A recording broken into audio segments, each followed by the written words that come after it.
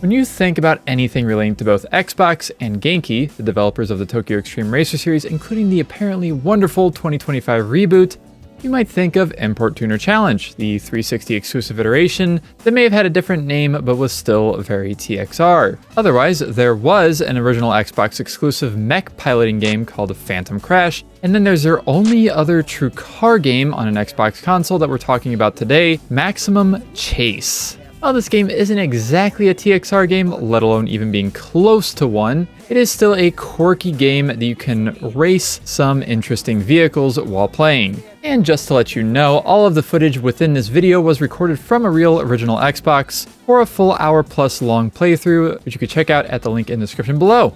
I really felt like this game deserves some sort of retrospective, so that's what I'm here to provide today. But for now, let's get into this very, very strange piece of Genki's history. I am Leah, and welcome to my archive of a very strange Xbox exclusive, Maximum Chase. For starters, Maximum Chase was released as a fairly early Xbox exclusive in the console's life, coming out on September 26, 2002 in Japan, and an entire year and some change later here in the US on November 5th, 2003. PAL regions would unfortunately never get a release of it. Now, if you boot up the version for the US here, its publisher is shown as being Majesco Entertainment, which also published some other racing bangers like Cartoon Network Speedway for the Game Boy Advance, Super Speed Machines for the Nintendo DS, and Global Touring Challenge Africa for the PlayStation 2, which I have actually played none of. But if you look into the US version of the game a bit deeper, it has Microsoft plastered all over it, including the cover art like they published it, because, well, they kind of did. Only in Japan. My guess is that Microsoft commissioned Genki to make a few original Xbox exclusive games at the beginning of the console's life, just to try and get more hype around the system in Japan, since the original Xbox wasn't selling great there. Genki, being a Japanese developer, could possibly help. You may also notice that some gameplay has Japanese text simply because I was curious of the difference between the US and JP versions, which there isn't really any I could notice, minus the aforementioned translation, and a little Microsoft Game Studios splash screen that plays whenever you first start it up.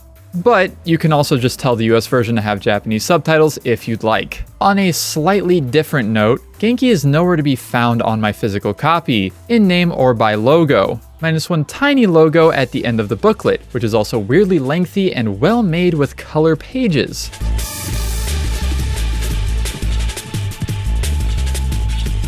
Speaking of the physical copy, I'm not sure of why, but I've been able to find multiple copies of this game at various retro game stores, and all for a very reasonable $5 to $10. Maybe the extremely generic title and cover art doesn't really grab anybody's attention, as it looks like any generic action movie of the early 2000s just with an Xbox banner slapped on the top of it.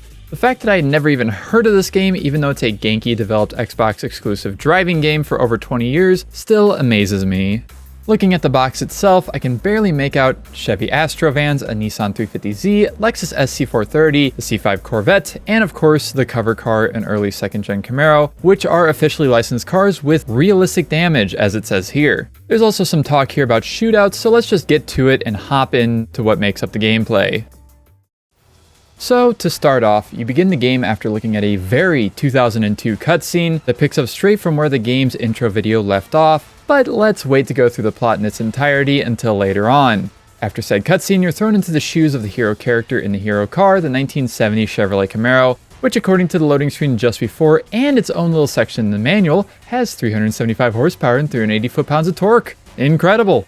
Anyways, you're let loose into a pseudo-open world area of LA, with some choice of pathing to take with the goal of getting from point A to point B. Simple enough. The car handles. The physics are honestly not the worst I've experienced, but are also far from the best. Sometimes I did find myself getting stuck and losing a lot of the car's health by just barely scraping past walls, particularly in later missions, which was definitely a bit frustrating. You can run into various objects and traffic, as well as the blacked out Cadillac DeVille's chasing after you, which can also just be completely destroyed if you so please. There are also some explosive barrels, because of course there are, that you can push the said Cadillacs into to further make their days worse. The best comparison that I can make for the gameplay of this game is that it's weirdly close to how the Marked Man missions work in Burnout Paradise. Drive from A to B while not being wrecked by ruthless AI. Does seem weirdly familiar, but also this was 6 years before Criterion would try it. If you want to just blow civilians into tiny bits, you can also do that as you please. As the back cover mentioned, it does have realistic-ish damage, which I can't actually fault too much because it is pretty damn good for a game from 2002. Body panels and parts fall off, windows and lights break, as well as both on your player car, as well as the goon cars that are chasing you, and even the civilian traffic, which might actually just be reused player car assets, but we'll look past that for now. And unfortunately, this is the part where I mentioned that this is also my first Genki game I've ever played for longer than about 2 minutes. As much as I'd like to compare how this game plays to a TXR game, you'll have to wait until I actually play one in the future. And I can imagine there are definitely some differences at least. Onto the screen itself, you get some very basic information of your car's health as well as your speed that can only be shown in kilometers per hour and a tachometer, which is just an old school horizontal gauge for some reason, as well as various arrows around the screen showing you where enemies are, since there is no rear view button or UI mirror available here. And speaking of views, there's a wonderful selection of 3 slightly different chase cams or a bumper cam. That's it. Although the middle chase cam does give you sort of action camera, as it'll move further from your car if an enemy is close behind you. You can get some more cinematic views that will absolutely just jump scare you in the middle of your driving at very specific areas, but the camera angles can actually get kind of interesting once you finish one of these stages. But just before that, once you hit whatever the ending of the stage is, you'll get a stats breakdown of the entire thing, rating you on specific things you did or didn't do. Total time, how many enemies you took down, your average speed, still in kilometers per hour of course, and how many objects you ran over, how many misses you got, which I assume is for accidentally hitting or literally destroying random civilian people, and finally how much health your car had at the end. And just like Sonic Adventure, you get a ranking ranging from somewhere around E to S, depending on how many points you got overall in said stage. There is also a predetermined record to beat if you enjoy that kind of thing. But now, once you hit exit, you are graced with a cinematic view of everything you just did, but with a decent selection of replay-esque cameras, like what you'd see in a Gran Turismo game. Alongside the neat views, you do get a little more dialogue between certain characters talking about very important story-related information, but this mostly just serves as a cinematic replay of sorts. And after you're done watching that, it's time for the other gameplay of this game. Yep, it's also a rail shooter. Time Crisis fans, eat your hearts out. I had never played a rail shooter of any kind before this game, excluding the big buck hunter games I would find at random sit-down restaurants when I was a kid. Simply enough, you move the reticle around with the left stick or the D-pad and shoot using the A button, then reload using either the B button or the right trigger. Apparently there were a very small selection of games on the original Xbox that did have light gun compatibility, but that absolutely does not include this game. So basically your goal is to let your co-driver take the wheel for a bit, and you get to shoot at a selection of the aforementioned Cadillac DeVilles, some STSs, and also, of course, Chevy Astrovans. They all have health bars above them, and when they hit 0 you get a nice graphic that just says blow out, which I guess is basically saying that you're not ending the drivers themselves, you're just blowing out their tires. Maybe. It should also be mentioned that there is a small selection of guns, 3 semi-auto pistols, including a revolver. All of these guns also have unlimited ammo, you just have to reload when needed. By the way, I guess that these sections are what gave this game a teen rating here in the US from the ESRB. And with me not having any rail shooting experience, these were absolutely the hardest part of the game consistently. I decided to just play on normal difficulty instead of the only other option, hard, but I definitely still struggled, particularly during a bit including a helicopter later on in the game. Speaking of, there are also these boss vehicles you also have to take care of at the end of each of these rail shooting stages, ranging from a curse-looking backhoe all the way up to a whole semi-truck like you're the Terminator. Of course, the enemies are also shooting back at you, or just running into you even with the blades of a helicopter, so you really do have to watch your own health. Hit 0% and have to restart the entire stage from the beginning, which can get a little tiring if you're unlucky or have a massive skill issue like myself. I also learned way later than I should have that you can also do a charge shot, performed by holding A with any of the semi-automatic guns to instantly take out a wheel, and thus the entire pursuing vehicle in one shot. This is the basic gameplay loop of the entire under 2 hours that this game takes to complete, going back and forth between driving and rail shooting sections. What is kind of interesting though is some of the licensed vehicles that were included. Unlike TXR, which pretty much 100% focused on Japanese cars as you'd expect, this game features a list of very common cars to see here in the United States in the early 2000s, including some strange ones. As mentioned, there are Astrovans and late 90s Cadillacs chasing you, but then in the second mission, you're driving around in a Chevrolet S10.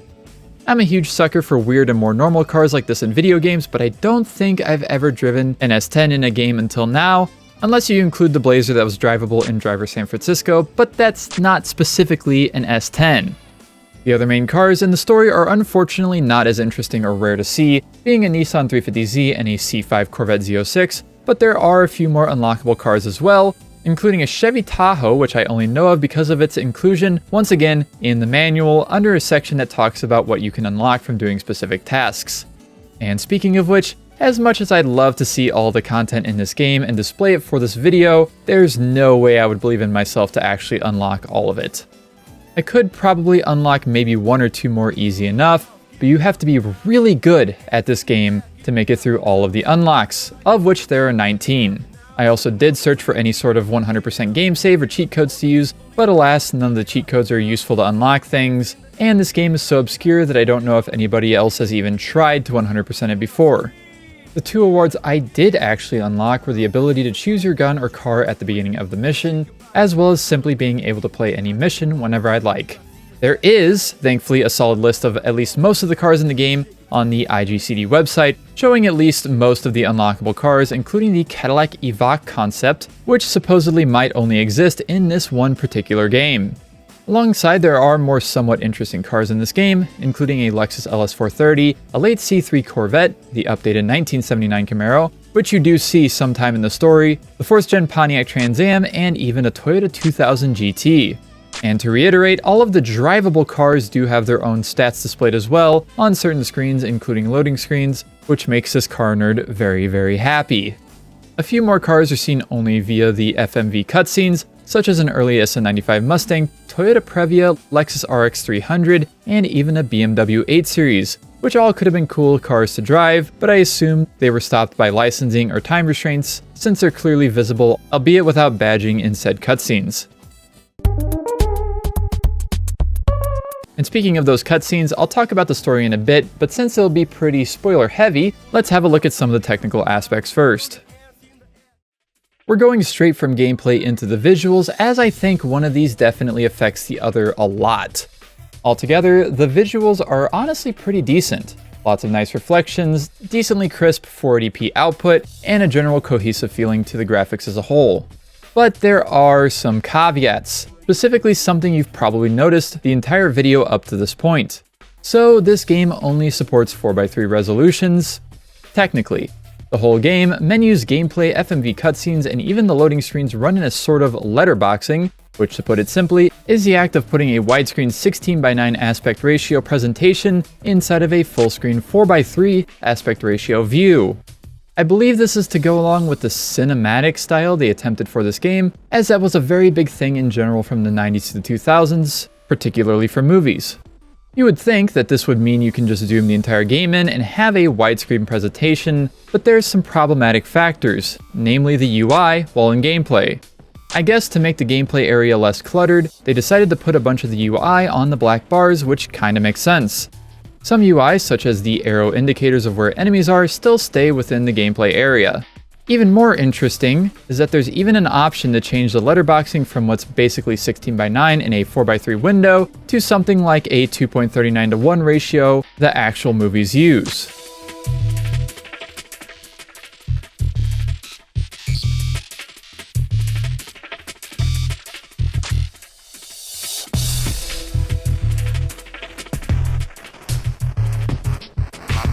I don't think this is necessarily a bad decision, but it is a strange one, as they could have made the game with widescreen in mind, then rearranged the UI.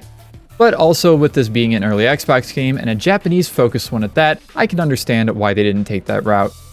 Otherwise, I would consider the graphics to be actually pretty good in general. The cars have decent reflections, and if the ground is wet, it makes a super crisp reflection as well. The lighting is also shockingly good, with good contrast and sharp real-time shadows for what I think is all the cars featured in this game, player, enemy, and traffic. Even though for some reason there's always a shadow directly below all the cars, alongside the real-time ones that change based on the sun's location, which is a bit off-putting. And along the lines of contrast, the color palette works really well too. In one level, you're going through a very well lit area, but at night, and I feel like all of the various buildings and objects by the road are lit up nicely. There's also a portion in the same level where you're driving with lava of some sort underneath you, in which it even lights up the underside of the car, and also the enemies' cars. Lots of items are destructible, alongside pretty decent player and enemy car damage as mentioned earlier. Even the CGI in the FMV cutscenes looks pretty okay for a game like this. Car models, the buildings, and roads of LA are also pretty detailed, making the whole look of the game very cohesive. Smoke and fire effects are also commonly present and pretty okay looking, but that's where the main caveat comes in. The more alpha effects, namely fire and smoke, but anything that has a see-through aspect to it, the worse the frame rate performance gets. I don't have any way to count frame rate from this reliably, but if I had to guess, the game caps out at 30 frames per second and will often go below half that depending on how much is happening on screen.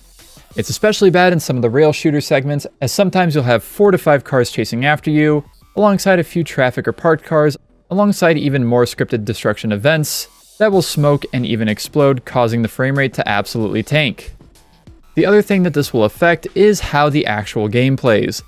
Maximum Chase has its game speed tied directly to its frame rate, meaning when the frame rate sinks, the game itself slows way down and causes it to be legitimately more difficult to play if it fluctuates a lot, which it will. It's not necessarily game breaking, but it will take some getting used to suddenly driving or shooting at half the speed that you're accustomed to.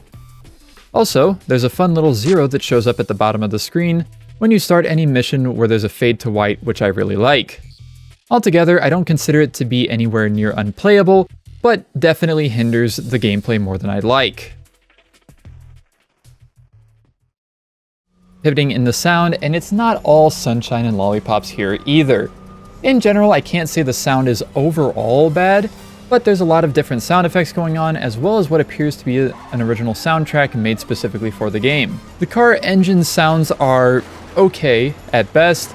They sound very default or close enough, but also the Nissan 350Z sounds like how the Chevy S10 should sound.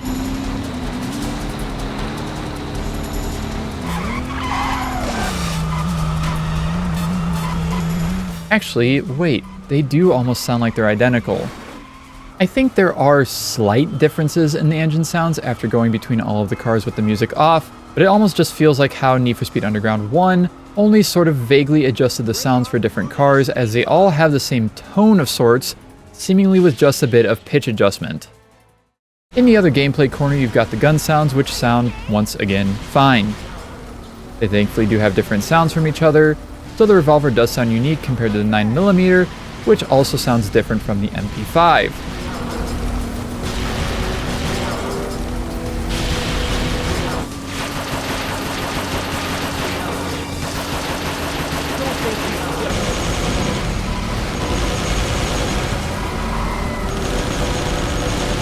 In at least a few of the missions though, there's sometimes some weird echoing, both from shooting as well as the explosions set off by the barrels.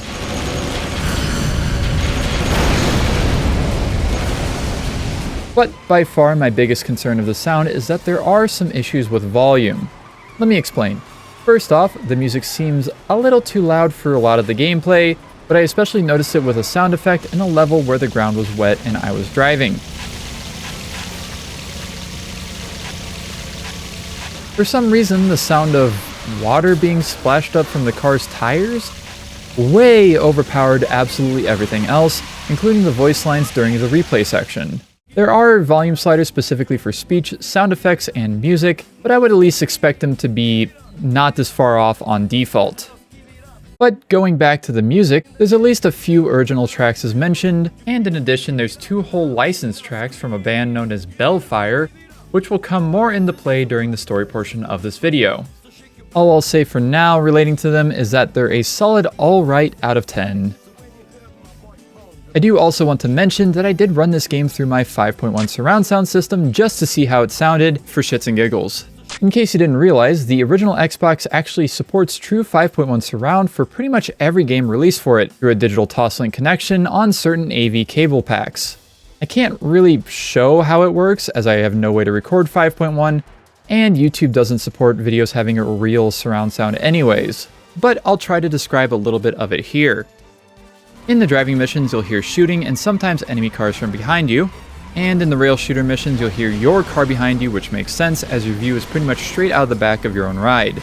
It seems that the music will come from the front side speakers, and voices will come through your center speaker as it is for many other games as well. I can't find any use of surround in the menus though, unfortunately.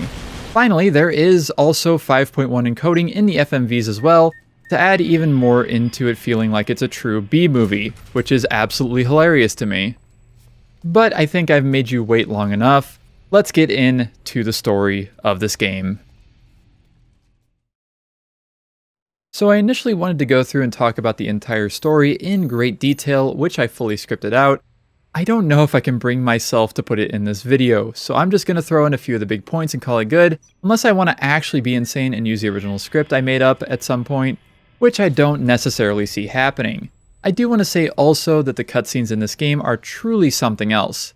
Peak 2002 camera work, CGI, questionable acting, and voice acting. This game truly has it all. Speaking of which, there will be big spoilers for the story in this section, so go to the time marked on the screen if you don't want to be spoiled. Exercising my right to bear arms. Anyways, this story is about as full of tropes as you would expect from a bargain bin movie from Walmart. You have your normal white guy dark hair protagonist, Rick Summer, some random girl that gets into his car and leads to him getting shot at almost immediately, Catherine Stanfield. Look, if you're hitching, find another ride, because you won't like where I'm going. Rick's main buddy, Irvin. Dang. And of course the bad guys who we just know of as Coleman and Ivan. Like you being duped by a traffic cop. Now that's something. So, the story starts out with an intro video for the game that plays if you stay idle on the press start screen or the main menu, showing some sciencey stuff, a sciencey guy, and a bunch of goons raiding his scientific lab. The sciencey guy takes a piece of the sciencey stuff, making one of the goons exclaim, and hightails it out in his Lexus RX 300, leading to his sciencey lab getting to know what exploding feels like.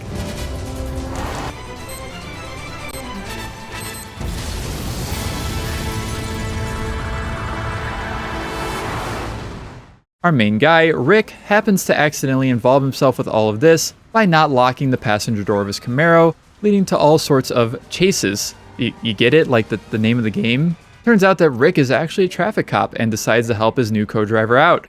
Over the course of the game, you either drive as Rick in one of the driving stages, or you're filling goons with lead, also as Rick because he makes Catherine drive when he feels like it. So basically, Coleman is an ex-funny powder kingpin that I guess maybe got away, but also still lost his empire because of the cops before this game takes place. He's still around and still mad, so he demands that the mayor of LA pay him $100 million, or he's going to blow up the entire city with a bomb that he stole, which explains the sciencey thing in the intro movie. Rick and Catherine are pretty much on a constant run from Coleman's goons, including some dude named Ivan who just kinda looks like Duke Nukem.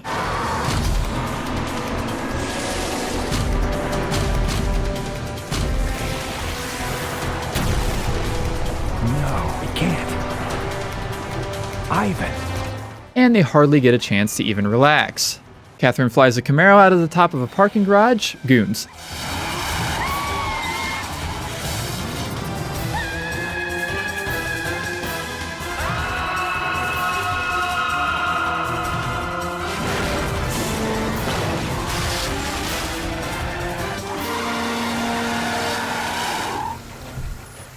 Rick tries to go to his home RV. Goons. I'll just take a quick look around.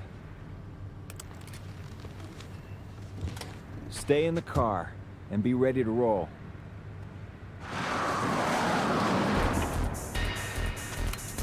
God damn, how'd they find us here?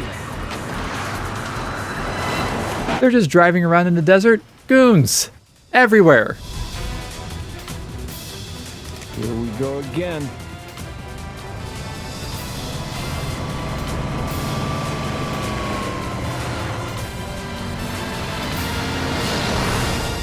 And then, as you might assume, the reason for the goons chasing after Catherine specifically is that she managed to get the catalyst for the bomb, aka the part that make it go boom. How does Coleman know this? Smiles. At one point, some goons shoot up a diner and then somehow blame it on Rick, which he then has to deal with as he's also being chased by cops in at least one mission. During said diner scene, I guess we just learned that the sciencey guy from the beginning, James Stanfield, is Catherine's brother, of which she just lets out a random, My brother. Your brother? He died 3 days ago. to make us aware. Catherine also still just happens to know a friend of her sciencey brother named Greg. The main duo meet up with Greg at Catherine's studio, which ends in them figuring out what the green thingamabob is, and also it's just thrown out there that Catherine is going to release a CD, because we definitely needed to know that. Onto this.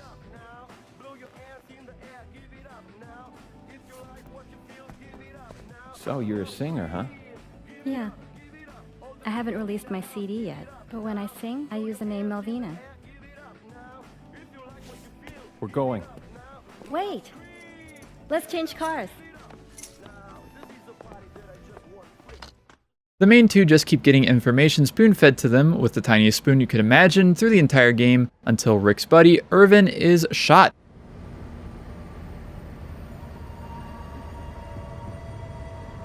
This is the catalyst.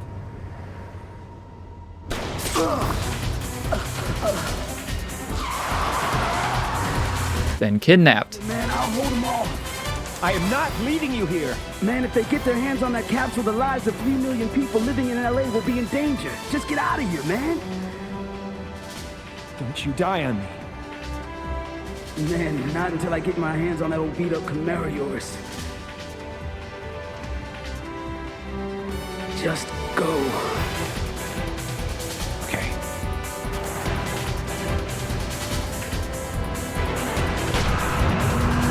Then ransom back to Rick if he'll give up the catalyst. I've got your friend. How about a little trade for the capsule? Hate to cut into your day, but would you mind getting over to the South Bay Pier? You expect me to trust a scum like you? Rick goes to the place he's told to, throws the catalyst up in the air, somehow high noons a bunch of the goons, Get it yourself.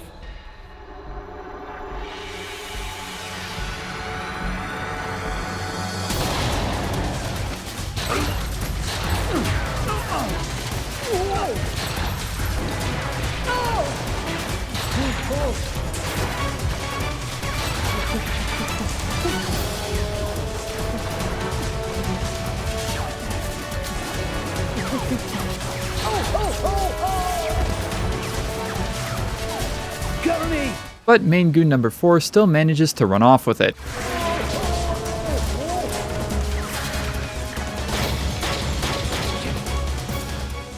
A boat with a very mysterious bright green glow just cruises on by as Rick and Catherine are still chilling there with the Corvette that had the factory bomb still in place.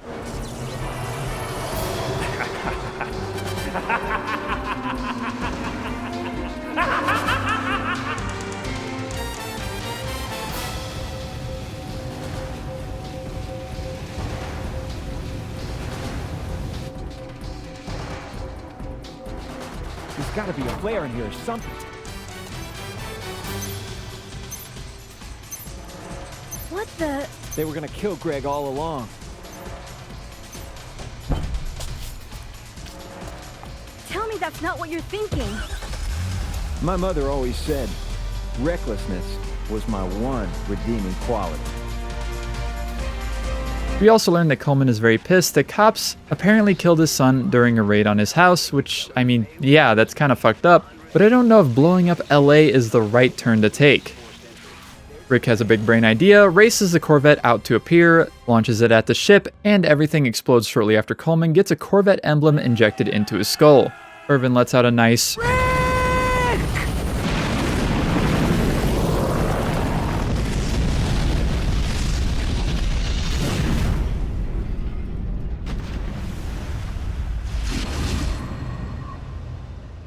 and the screen fades to black. We then get a classic 1 year later, but don't worry, everybody's fine.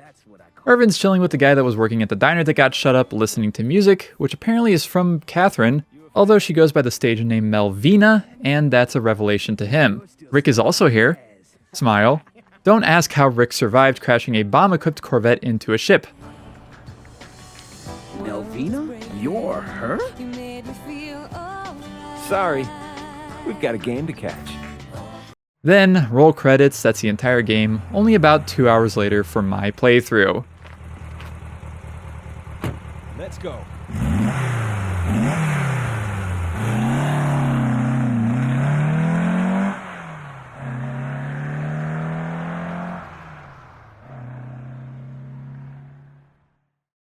I also just noticed, only during editing and recording extra footage, that there's some extra dialogue bits during the films that I didn't see the first time through. But it seems that some of it is only reiterating and leading into info that you'll find out anyways through the main cutscenes. You'll have to play the game yourself to get the extra bits of story, I suppose. And welcome back to any of you who didn't want to see spoilers for the story. My general feelings on it are, it's one of the corniest stories I've ever seen in a driving adjacent game, and that's saying something.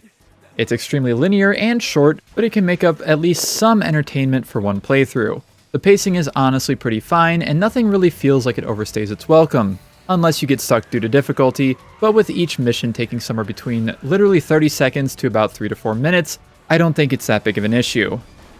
It's definitely supposed to be a big part of the game, but it is pretty basic in the end. Looking back at what the general consensus was on the game at release, outlets were very mixed on Maximum Chase, with the Metacritic score averaging out to a 56 out of 100. GameSpot ended up giving it a 6 out of 10, talking about how while it was short and didn't have much content, it very much made up for in sheer craziness, which I can agree to. And they also seemed to think the replay or film system was fantastic. The official Xbox magazine reviewed it and gave it a 4 out of 10, mentioning that the actors were graduates from the Bill Gates School of Acting, that I had no idea existed. It didn't seem to think the game had any real redeeming qualities, stating, "Players simply watch the drama unfold with no interaction at all, making Maximum Chase a boring plot at best." Interestingly, this review also does give a link to Maximum Chase's website that was up at the time, which I can pull up on the Wayback Machine, but only the main enter page works. You go to it any further, or if you click on it once, you just get a blank screen. Game Informer is the last one I'll mention, as they gave it its highest rating of all 3 reviews with a 7 out of 10. I like their line of, "The characters are portrayed by American actors who have been exiled in Japan way too long, and it fits the game." And with that, Maximum Chase is still a game that perplexes me on how I see so many copies of it in the wild for sale, but so few talk about it. It at least came out at a time that was absolutely huge for the so bad it's good B movies that it was very obviously inspired by. I personally think this game is more than interesting enough, even if a lot of that is its faults, and developed by a pretty well-known developer, especially in the year of 2025, to at least have some people who would want to talk about it. Maybe if Tokyo Xtreme Racer 2025 keeps getting brought up, we might see some of Genki's lesser-known projects also be remembered at least a little more. I don't think this was a great game, but I think it was a hell of a fun way to spend a couple of hours, even if I was mostly laughing at the things I just didn't understand about it. I would even recommend anybody give it a try, especially TXR fans, as it's still only about $5 for a complete copy, and even backwards compatible on the Xbox 360, other than minor stuttering during cutscenes from what I've read. Finally, I would probably give this game a number scale rating of 5 out of 10, simply because it was entertaining, even though there was some definite jank throughout the entire experience. And after this game came and passed, Genki kept on doing what they were best at, and released a couple more PS2 Tokyo Xtreme Racer games, the aforementioned Import Tuner Challenge on Xbox 360, a PSP TXR spin-off titled Street Supremacy, and a few other games lacking racing, taking a hiatus from 2009 up until this year with the new TXR. But with that, we have reached the end of the story for Maximum Chase on the original Xbox. First of all, thank you so very much for watching this video. Second of all, yes, this did take 10 whole months from recording everything until I finished editing it just now in December of 2025. Even all my voice lines and everything, that was all recorded in February. And thirdly, if you want to suggest other games for me to cover like this, I will be taking suggestions. It can be anything. I'm not planning to just focus on racing games. I like to go out of my comfort zone and pick up some stuff and work on some stuff that I normally wouldn't work on, or maybe other stuff that I know of that I've not talked about before. And of course, also, if you want to see my full actual playthrough of this game alongside thousands of other playthrough videos of other games, go ahead and check it out. That's what you're seeing here to the left. Link is in the description below to visit that channel. And of course, you can also follow me on Blue Sky. And I guess I have a Discord you can join too. That's pretty much it. That stuff's all in the description below. And that's it. Thank you all so very much for watching this whole new style of video for me, and I will be back with another one much sooner than 10 months. I swear it'll be much sooner than 10 months from now. Thank you for watching, and I will see you in that next one.